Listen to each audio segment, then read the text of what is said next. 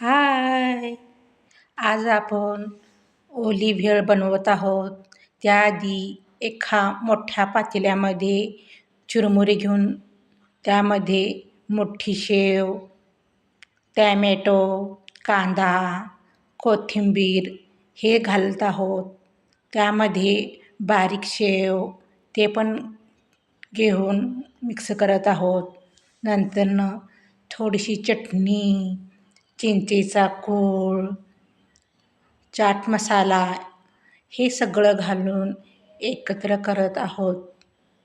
जेणेकरून सर्व मसाले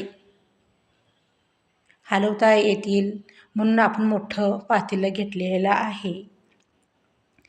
जर करता आपला ओली भेळ आवडली असेल तर आपल्या चॅनलला लाईक, सबस्क्राईब जरूर करा. झाली आहे आपली आता ओली भेळ तयार. कशी वाटली एकदा कमेंटमध्ये तेही सांगा. बाय.